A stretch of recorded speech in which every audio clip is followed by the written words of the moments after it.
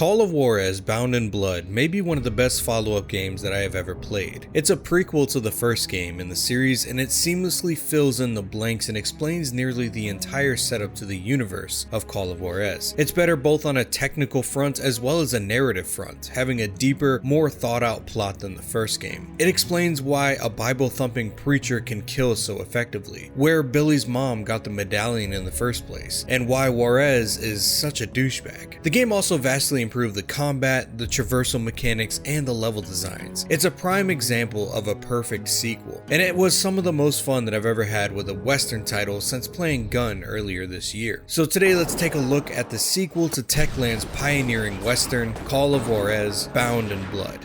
But before we get Bound in Blood, first let me tell you about getting bound in some AAA quality action that you can dive into anytime by just reaching into your linty little pocket with Raid Shadow Legends. That's right, we got a sponsor. Now listen up, because I'm sure you've never heard of this game before. In Raid, you explore millions of champion combos, master countless tactics, take on raid bosses, dungeon runes, campaign battles, and even PvP arena matches, with hundreds of artifacts to equip and over 600 champions to choose from and raid your way. Use my QR code floating around on the screen somewhere, or links in the description below to download Raid today, right now on your phone or your PC. On top of the hundreds of champions and artifacts, there is also an insane variety of bosses, but still my favorite dude to go visit has got to be my buddy the Minotaur. He's simple to fight against, and when you need scrolls, he's the main man to go see. He's got his little buddies at his hip that run up and smack you every now and again, and you gotta watch out for the big guy's hex move, but honestly you don't really need a strategy. You can just overwhelm him with some champs with some dope artifacts. Sometimes it doesn't always work out though. This month, Raid has non-stop special events and activities going on, including Forge Pass Season 3, with some amazing rewards including limited edition artifact sets, on top of some new champions being added and some awesome champion skins for the exceptional Madame Saris. Also, this month, Raid is giving everyone's favorite champion the upgrade that he deserves. That's right, Death Knight is finally becoming a legendary champion. After all the comments, his time is now. So get in on this game right now.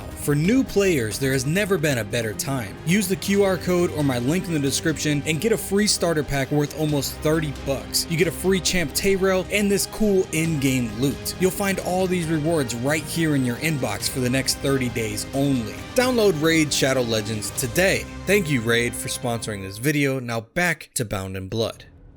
Call of Juarez Bound in Blood was released in 2009, 3 years after Call of Juarez, on the PS3, Xbox 360, and the PC, again being developed by Polish game studio Techland and published by Ubisoft. Also, it's one of the titles available right now on GOG for the PC, and if you'd like a discount on that bad boy or any other game in the series, minus the cartel, use my code MrHammers for up to 85% off. I highly recommend it. It's one of the best games I've played all year. I'm not even kidding. It's tons of fun. Link in the description. Bound in Blood takes place a modest 17 years before the events of the first game and focuses on the familiar face of Reverend Ray McCall, as well as his two little brothers, Thomas, who we met briefly, and William, who never made an appearance. Even though Ray is a man of God in the first game, he is nothing short of an evil man in the second game, killing people with little to no reason and taunting their God while doing so. His brother Thomas is not much better, standing at Ray's hip every step of the way. The game starts with the two McCall brothers fighting in the Battle of Atlanta in the Civil War. Both of them are sergeants in the Confederate States Army. Towards the end of the war, in 1864, the Confederates were being overrun by the Union Army, and at a certain point, they decided to leave their dwindling post in order to save their family home from Union soldiers, burning everything in their path through the South, which historically was a super common thing at that time. Confederate soldiers deserted in large numbers, especially in the final years of the war, most notably during Sherman's march, to decide to fight for their families and homes rather than the Confederate Army's cause. So the McCall brothers leave their posts to save their own kin and flee from the repercussions. They have become cold and violent and learned to take whatever they wanted without fear of retaliation because nothing could stand in their way. Eventually they end up in Mexico and they meet a few more familiar faces from the first game, Juarez and Marissa, the parents of the first game's protagonist, Billy Candle. It is also here in Mexico where the brothers first encounter the legend of the gold of Juarez. which at first seems like the means to obtaining a greater goal, but greed and lust get the better of them, as it does to all who search it out. Kinda like the whole theme behind the series so far, you know? But we can get into the plot of the game in just a little bit. It's fantastic, by the way. But first, let's talk about Techland making this game. We can find some rich son of a bitch and put a gun to his head. You're drunk. I'm getting there. When making Bound in Blood, Techland looked real hard at the reception to the first game, trying to find out what people enjoyed and what needed to be adjusted or removed. And as we saw with Monolith and Condemned, when developers do this, you end up with an absolute banger of a game. Developers just need to give the people what they want.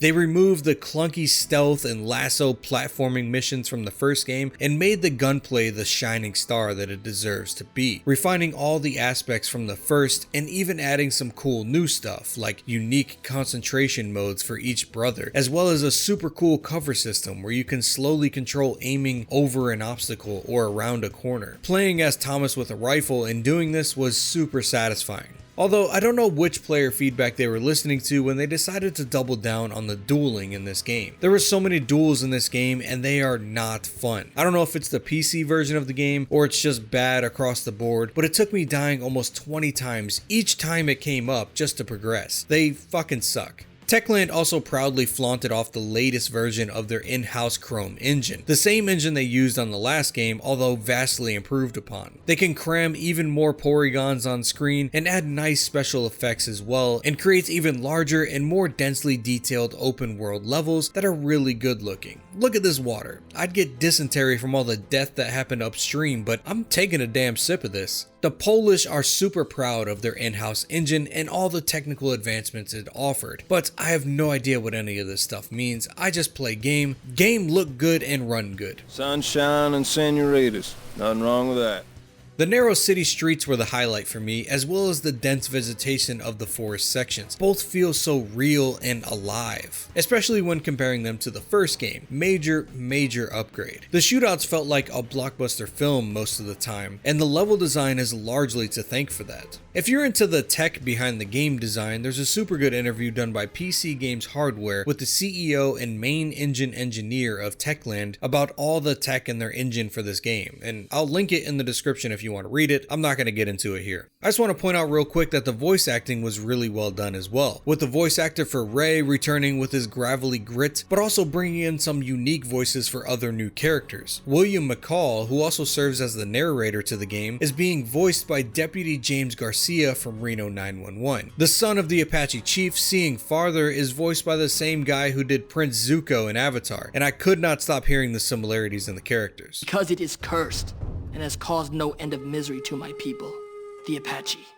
Again, the team wanted to capture the best feature of spaghetti westerns and realistic westerns. It blended the best elements of both, but I'd say it definitely leans much harder into the fantastical and over-the-top tropes of spaghetti westerns much more, which works best for a video game if we're being honest. If I'm not shooting Comanche off a horseback with a gold-plated Gatling gun in the back of a horse-drawn carriage, I'm not fully earning my cowboy hat, so we gotta make this do.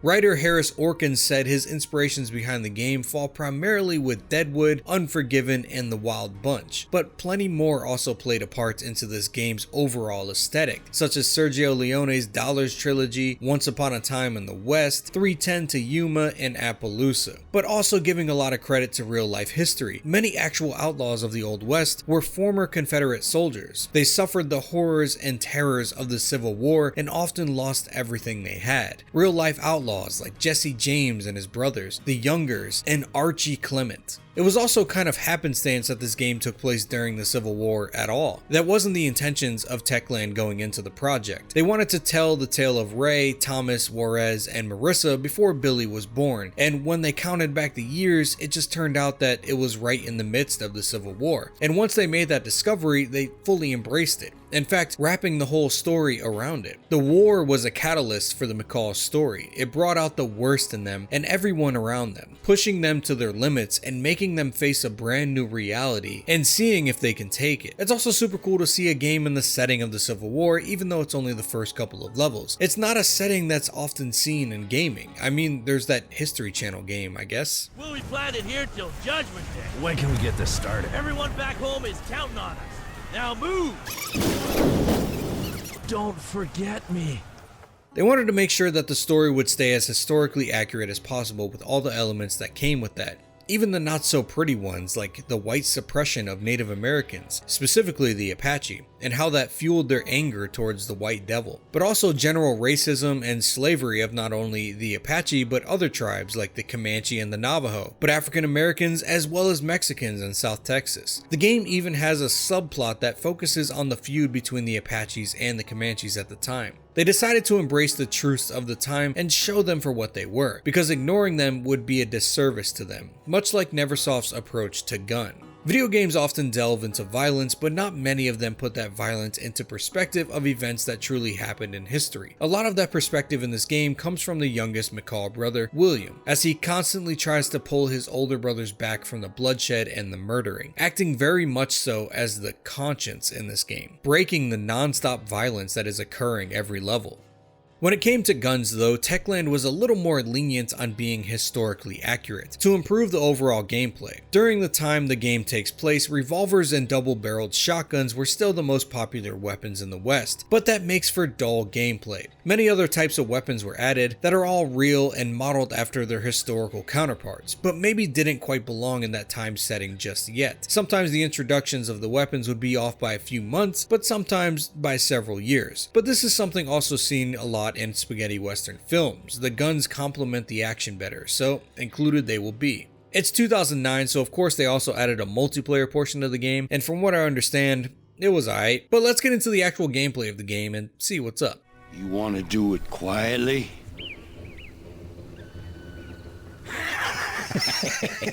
Right. Bound in Blood plays just like the first one, only better in nearly every regard. Like the first game had two different protagonists depending on which level you are playing, either Ray or Billy, this game also allows you to play as two protagonists, although this time you get to pick who you want, either Ray or his brother Thomas. Ray, like in the first game, is big and beefy, he can take a couple rounds to the chest like nothing, and he's an absolute menace in any shootout, being able to throw dynamite with one hand and empty a 6-shooter with the other. No Bible this go around though, instead he's able to yoink a Gatling gun up and just walk around with it. Even trade if you ask me. He's much stronger than Thomas, usually taking the role of kicking in doors, but he isn't nearly as agile when it comes to jumping up on ledges, needing Thomas to pull him up. Brother, help me! Thomas plays a lot like Billy did in the first game. He's quicker and more nimble. He uses a lasso to get around, which is 1,000 times better than the lassoing in the first game. He's able to stealth a little bit using a bow or his throwing knives to take out enemies silently, but when it comes to a good old-fashioned shootout, he's able to aim down sights accurately from a further distance, making him a good rifleman, overlooking his brother running in like a tank. The stealth is not a critical part of the gameplay. In fact, there are some moments where you are told to be quiet and sneak up on enemies, so you get a little excited with your bow and arrow in your hand to do some all gillied up action, only to be spotted by a scripted moment and get swarmed by Native Americans anyway. Oh, they spotted us. Hurry! We must get to the path of the dead! Instead of a cat vs mouse game like the first, no matter which brother you pick, you have the other brother still at your side during the mission. A perfect setup for co-op gameplay, but that wasn't a feature of the game for whatever reason. Instead, you get an AI brother that actually functions really well. They will straight up kill all the enemies for you if you give them enough time. The banter between the brothers is also great, constantly ragging on each other the whole time. Sometimes it's the same lines repeating after certain actions, but sometimes they catch you off guard and it's really funny. I'm surprised my nutsack is still intact after that. There's also the re-emergence of concentration mode from the first game, the slow-mo dead-eye mechanic that Ray used throughout the game, although in this game both brothers can use it in their own unique ways, with Ray being able to riddle markers all over any enemies in his line of sight, shooting off all of them from dual revolvers instantaneously like Jack Swift in Red Dead Revolver. Thomas, on the other hand, uses his concentration mode to do one-hit kills by automatically locking onto an enemy and flicking the mouse back to mimic fanning the hammer on the revolver. Much more conservative and efficient with ammo, but something about Ray's overkill is just fantastic.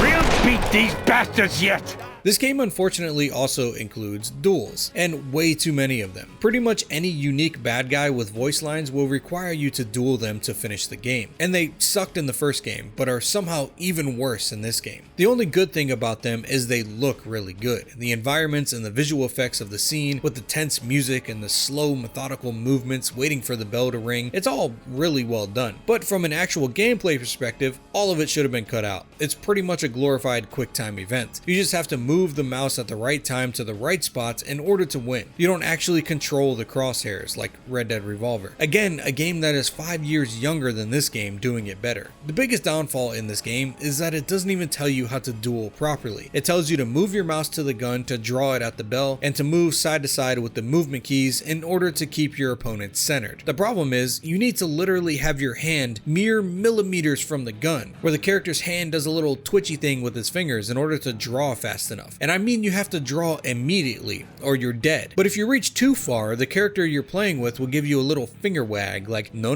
don't grab the gun yet, like they aren't in a standoff for their life at the moment. I died probably 15 times to the first guy you duel, and died several more times the next couple guys as well. I didn't get the hang of it until the final few chapters, and even then it would take me 5+ times to still get it right. On top of dying over and over and over again, the duel takes about 15 seconds of dancing around first before the bell actually rings. So after you die, you wait another 15 seconds to probably die again, and these moments were pretty rage-inducing. Terrible mechanic. I know dueling kinda needs to be a part of a Western game, but if you're going to require it in nearly every level, at least make it fun or teach how to use it properly. Oh man, well, that was a rant. Well, while I'm at it, another stupid thing was all the screen shake that happened in the game. We get it, dynamite and booming and all that shit, but I can't see shit with this going on. Alright, that's enough of the complaints though. Everything about the game is fucking brilliant. One of the most innovative mechanics added to this game was the cover system. It's an automatic system that sort of snaps you to whatever cover you are near. Like, when it works, it's brilliant. I loved it, especially as Thomas, peering over the box with your rifle, popping someone's noodle and then ducking back down to reload, or peering around doorways with your revolver trained at head level. When it worked, it was fantastic, but it didn't always work. I'd say like 95% of the time it was golden, good stuff, I enjoyed it. The other 5% is your body not knowing what surface you want to cling on to, and you end up not having your gun out or just poking your head out to get shot at for no reason. Overall, I did like it a lot though. Peeking around a corner and getting a nice clean shot just felt super satisfying. There are some creature comforts changed from the first game as well.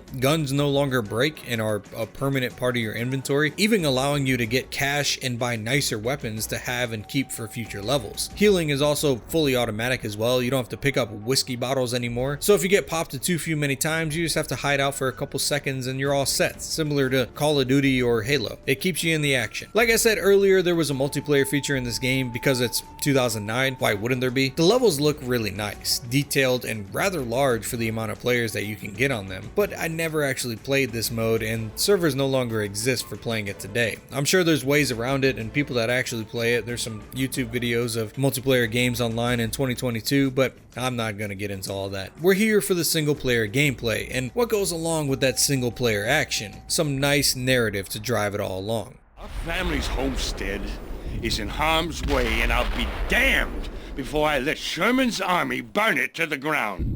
You have your orders. If you choose to disregard them, you will be charged as deserters. Are you threatening me? It ain't a threat, McCall. It's a promise.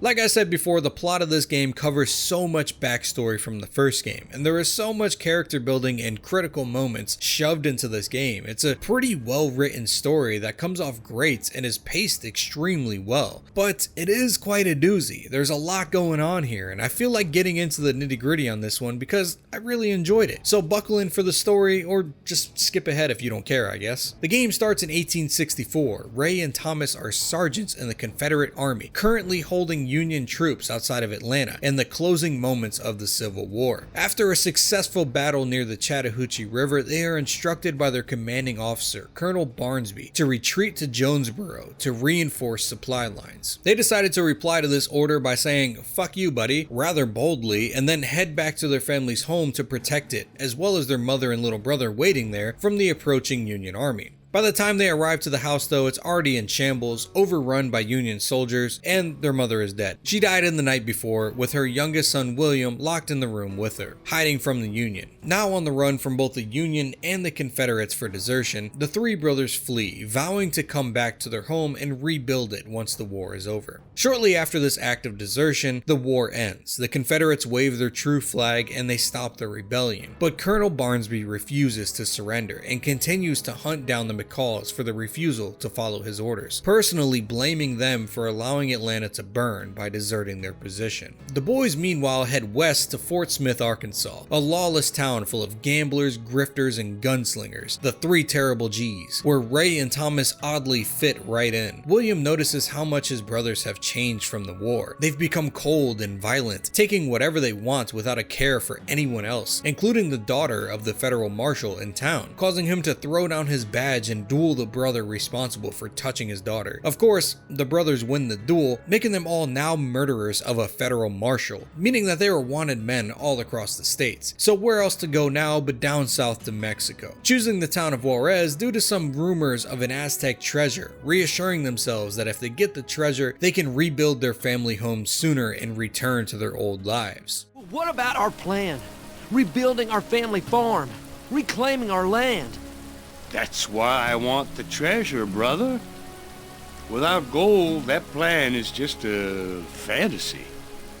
We are given a glimpse into an Apache meeting, the chief, Running River, gathering a tribal council to declare war on the white men, planning on using the secret medallion of the ancient Aztecs to barter for guns to fight the White Devil. The medallion is the one we're familiar with from the first game. It reveals the location of the gold of Juarez. The Apaches, of course, knowing of the gold for ages, but they all steer clear of it due to the curse that lays over it. Running River wants to use this medallion anyway in order to fuel his war, sending his son, Seeing Farther, to the south to a people that hate the white men as well that will gladly sell them the guns to fight. We come back to the brothers in a cantina in San Lorenzo, hanging out drunk or getting there in Ray's case. You're drunk. I'm getting there. A woman walks in the building, getting the attention of every man in the place, especially Ray, who is immediately infatuated with her. She speaks to a man who works at the cantina and then she leaves, but before she can exit, she's stopped by two men at the door, saying that their boss, Mr. Devlin, would like to see her. He wants to see you today, senorita, in his bed, wearing nothing but a smile. Pendejo! She appropriately spits on the man, causing them to get aggressive, which in turn causes Ray to put a bullet in one of their heads, causing a gunfight all throughout town with the brothers and the henchmen of this Devlin character, ending in a duel with one of his hired guns who calls himself the Rattler. Needless to say, the brothers aren't really impressed by his boasting. You killed the Jericho Kid? So you have heard of me. Nope. I'll kill you before you clear leather. You hear me? They meet up with the woman hiding out in a church, killing a few more men on their tail before a familiar face to players of the first game shows up. A man named Juan Mendoza, aka Juarez. He thanks the brothers for rescuing his woman, now revealed to be named Marissa, a name that you should also know from the first game. They decide to meet up with Juarez at his Alcazar later that night to break some bread, much to the disappointment of William, who is baffled that his brothers would spend time with a bandit like Juarez. He is also concerned with Ray's infatuation with Marissa, Juarez's girl, because Ray gets what he wants, and that's going to end badly. Mendoza briefs the McCall brothers on the men that they fought all throughout town that work for a man named Devlin, a mine operator just outside of town that is on the same pursuit for the gold of Juarez as everyone else, using his mining operation to blast holes everywhere hoping to stumble upon the riches. Juarez wants him dead and offers the brothers a deal if they take him out, a share of the lost gold. So the brothers make their way to Devlin's mine and get to work, very confident in their ability to wreak havoc on the whole thing. They fight through all the men in their way, running Devlin out of his operation and eventually cornering him on his escape. They kill his right-hand man and deny all of his offers as he begs and pleads for his life. Just as Ray is about to take him out, William shows up with the revolutionary passage from the Bible, "Thou shalt not kill." Well, it's a little late for that, little brother. Look around. William continues to beg Ray to not kill the man, but Ray clearly has no plans to change his mind. It's not too late, it's not. When our Savior was nailed to the cross, there were two other men crucified alongside of him, murderers. And he took one of them to heaven, because that man repented. He begged for forgiveness, and he was forgiven. The Lord forgave him? Yes, A cold-blooded murderer? yes. Well, hell, that's good to know. William continues to be a little rain cloud on the situation, becoming more saddened by his brother's descent into darkness, seeing not only them becoming obsessed with the gold, but also being obsessed with Marissa. Ray is head over heels for her, but it's becoming more obvious that Marissa and Thomas actually have a connection as well. A violent love triangle, or square I guess if Juarez is still involved in the picture. With Devlin dead, Juarez calls a meeting with the brothers, introducing a friend, Seeing Farther, who has come to him offering him the medallion for the guns. This will give Juarez the location of the gold for a small price of a few hundred rifles. The men all head out to Tucson, Arizona to meet a gun runner to buy the rifles. The brothers are blinded by gold and Marissa still, and William becomes acquainted with Seeing Farther, teaching each other about their own cultures. They arrive to the town, but the gun runner is jailed by the Pinkertons and he needs to be free. So the brothers get to work. They bust him out of jail and retrieve the rifles that were seized. But before the trip, Marissa approaches Ray, flirting with him, rather obviously, laying it on thick. Yeah, those babbling brooks here in Arizona can be mighty dangerous, huh? Wouldn't want a big old snake slithering up your skirt. How big? Hinting to him that she wanted him to kill Juarez and take the medallion from him once he has it, making him think that she's interested in spending the rest of her life with Ray, once they get the medallion and get rich, that is. They fight through the town and reach the gun runner being held captive. His head is bandaged and he doesn't really talk much, but he leads the brothers to the rifles before they all escape. Juarez meets with the gun runner who is getting all of his bandages removed, discussing the terms to their deal, and in doing so, it's revealed that the Joshua Graham looking dude right here is actually Colonel Barnsby, and Juarez decides to hand over the McCall brothers in return for a better deal on his end. The brothers go to their meeting spot with Juarez and instead meet Barnsby, who ties them up and plans on lynching them for their desertion, revealing his true motivation for not stopping his pursuit. Atlanta burned to the ground after the brothers left, and his wife and his child were murdered in their beds by the Union, and he personally holds all deserters of the war responsible for that. He ends his speech by also revealing he's just mad that black people are free as well. It also seems like that part makes him a little angrier than his family being killed. Free to do whatever they want. Fornication with our women. Miscegenation. Colonel, You will pay for your betrayal.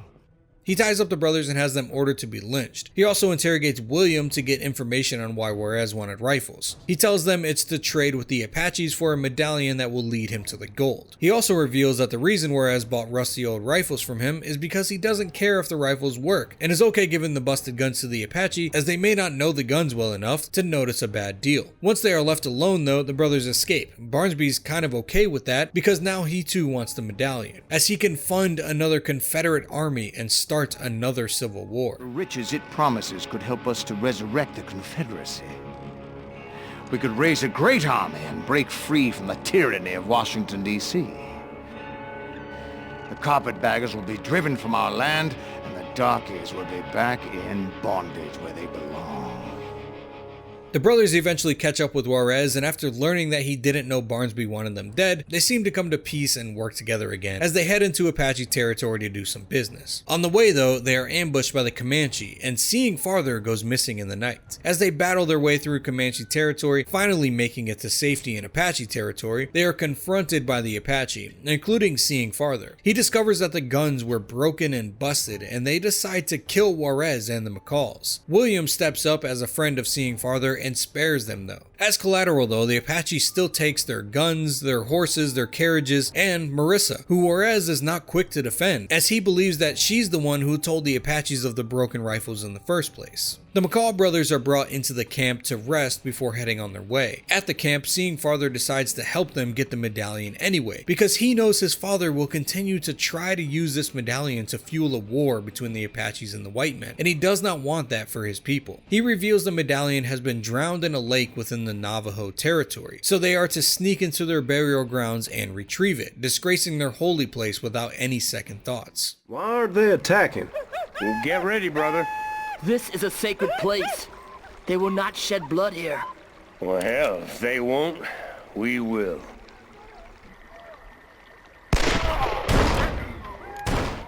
They grab the medallion and flee. Seeing Farther gives it to William, as the other two brothers will just kill each other to get to it. Speaking of which, the boys get into fighting in the Apache village because it's discovered that they both have the hots for Marissa, and Marissa has been leading on Ray while she secretly loves Thomas. During their scrap though, Barnsby shows up and starts bombing the Apaches, massacring most of the village and kidnapping Seeing Farther, holding him for ransom in exchange for the medallion. He tells them to meet him in the ghost town to make the trade, and of course they go in guns blazing and try to save Seeing Farther. They fail though. Barnsby kills Seeing Farther, and in his dying breath, he reveals that it was Mendoza that captured him, along with William and Marissa, who he still has captive in his Alcazar. The boys kill the rest of Barnsby's men, and they leave Barnsby to Running River, since he killed his son. Running River renounces his life of violence and declares that he will live in peace for the rest of his days, now to be known as Calm Water.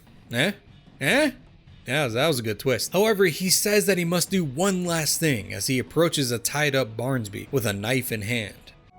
Running River will become Calm Water. I love you, my son, Shazam, and I am sorry. And there is but one last thing I must do. Now wait a second. Just hold on. No!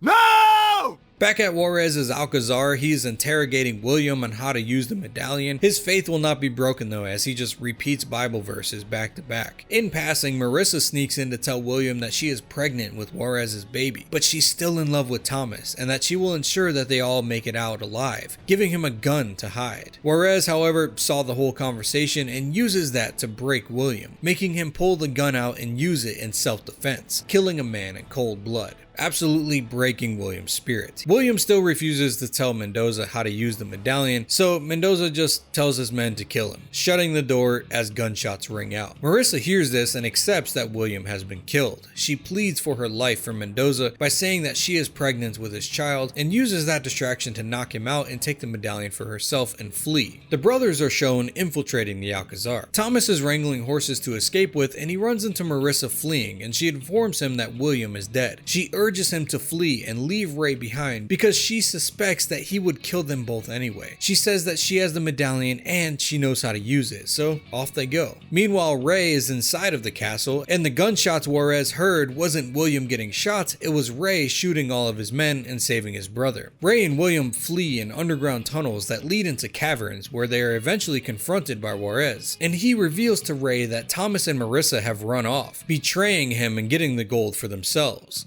And this fight ends in a duel, of course. Ray wins the duel, but in the waters of the cavern, Juarez's body is never found. Ray and William keep running to the crypt where the gold is. Ray all hyped up on Mountain Dew after killing like 700 people, and he's blinded by rage of betrayal from Mendoza, from Marissa, and most importantly, Thomas. Ray is going to kill his brother, so William steps in the middle of them, deciding to become a martyr. He pretends to pull out a gun on Ray, causing Ray to shoot him, and it turns out all he was pulling out was a Bible, and William lays dead on the ground. At this point, Barnsby also shows up. He wasn't scalped by Running River, instead he was cut free in Running River's first act of peace and becoming Calm Water. So Barnsby has been following their trail ever since. The crypt of gold rapidly starts crumbling and filling with sand for some reason. The brothers have one final battle with their former colonel and finally realize that maybe the gold of Juarez is actually cursed, so they all leave it behind. In William's sacrifice, Ray found the Lord and devoted his life to him, putting away his guns forever. Well, at least for 17 years. He became the preacher that William always wanted to be, and he's the one that joined Thomas and Marissa in marriage, no longer holding any grudge to either of them. The ending cutscene shows a large belly on Marissa and a medallion around her neck, the true foundation for the first game, ending this story here. The thing I loved most about this story was the characters. The McCalls start the game with a strong sense of family, deciding fighting for their family is way more important than whatever the Confederate States stand for. And the game stays true to the title of the series, the Call of Juarez, the Curse of the Gold. Anyone who seeks that out goes mad, and that falls true for the McCall brothers. Ray is the star of the show. He is constantly drunk, wanting to kill or have sex with something, polar opposite to the Ray that we knew from the first game. And that's the brilliance of his character arc that spans across the course of the two games. He goes from Confederate soldier to despicable outlaw to devout man of God, again falling back into a filthy gunslinger after his brother Thomas's death, and again seeking redemption for his actions and ultimately sacrificing his life for his nephew Billy, much like his younger brother William did. Thomas and Marissa are sort of a mixed bag. On one hand, Thomas seems like the more level-headed brother, still just as violent and cold-hearted as Ray, but he's more of a follower of Ray than a true man himself. And this doesn't really align with the impression that we get of him in the first game. We never see him aside from his corpse, but Billy describes his stepfather as a drunk, abusive bastard who beats him and his mother. Of course, people change, and even before they started chasing the gold, the brothers were on a path of darkness due to being hardened by the horrors of the Civil War. So it's entirely possible Thomas coped more with alcohol over the years and turned into this monster Billy describes him as. Ray too is cold and bitter even as a reverend. He is a devout man of God, but people he still has no love for in his heart. As the events of the first game goes to show, he just loves his brother. Marissa is another character that shocked me. We never really see her in the first game, again aside from her corpse, but I did not expect her to be so cold-hearted, just as the McCalls. It makes sense though. She wasn't in the war, but she still describes growing up, being used by her stepfather and countless other men, eventually getting with Juarez and having him be abusive to her as well. She is hardened to the world, so when it came to flirting with Ray while falling in love with Thomas, it just came easy for her. She wanted Juarez dead, and she wanted to use the gold to get rich and live a happy life with Thomas. And if Ray happened to get killed in the process, she really didn't care. Not what I expected, but it's really well done in my opinion. Juarez is pretty much the same character in both games, a selfish narcissist who will kill anyone in his path for the gold. He gladly offers up Marissa to the Apache. He gets his own men killed on purpose to prove a point. He has no loyalty, and he is the perfect example of the effects of the Call of Juarez, which is maybe why he is named after it as well. I thought it was dumb how they handled the duel with him in the game though. Like, why even have the duel if he's just gonna mysteriously disappear after getting shot? Why not just have him just flee away? We know as the player that he doesn't die, so why waste our time with another stupid fucking duel that doesn't end in any sort of closure? Running River's transition into calm water also took me off guard. I did not see that coming, but that added such depth to the Apache storyline that could have just been simply some filler for the game. I really enjoyed the game's story. I played this whole thing in one day, and while I loved the combat of each level, aside from the duels, it was actually the story that kept me going. The twists and the turns, the masked gun runner ending up as Barnsby, Ray saving William in the Alcazar, all portrayed wonderfully, and honestly I loved it. The general public seemed to like it as well. It's received slightly better reviews than the first game. Most people found it superior to the first game in every way, but most people like myself adoring especially the plots and the gunplay, being praised as an excellent shooter with terrific production values. Honestly, most of the reviews seem to knock the lack of co-op and the short campaign that runs about 6 to 7 hours, and it kind of makes you put critic reviews in perspective. When a score comes to 8 out of 10 and those are the only negatives. Bound in Blood also sold better than the first game. It sold almost 50,000 copies across all consoles in the first week, rising to number 4 bestseller in the UK in the month of its release. And in just a couple months, the game sold 900,000 units across all platforms, making it one of Ubisoft's best-selling titles of the year, competing with the likes of Tom Clancy's Hawks, Anno 1404, and Assassin's Creed 2. As we all know, this game is the second in a 4-game series, with the next title being named The Cartel, being released 2 years later in 2011, a game that I am stoked to check out very soon, as it seems to be the black sheep of the series. Call of Juarez had a strong start as a franchise, but as someone who has only played the first 2 games, I can confidently say that Bound in Blood is the best game so far, and it's not even close. Call of Juarez is like a 6 out of 10 and Bound in Blood is an 8.5 at the very least. I'm hesitant to score it too high right now because I've heard fantastic things about Gunslinger, but I plan to get to that one as well after going through the cartel to see how all the games stack up to each other. I'd like to take this time to thank all the supporters of the channel, my patrons, the Doc Schwinn, Kid Kingpin, Papa Boyga, Not Much, Zach Maddox, Doug Smith, Anonymous Starkweather, Sofa Pals Productions, Crash Bandicoot 25, Zachary Parkerson, Potty, Ben Stevens, Ice Ham Jello, and Yay Man, as well as my YouTube members, THC Grey Wolf, Sofa Pals Productions, and Grizzly Wizzly. Thank you all so much for watching, and thank you for letting me hit 50,000 subscribers. That is insane, and I am so grateful that all of you are here, and I just hope you keep enjoying the videos, and I hope to see you next time. Peace.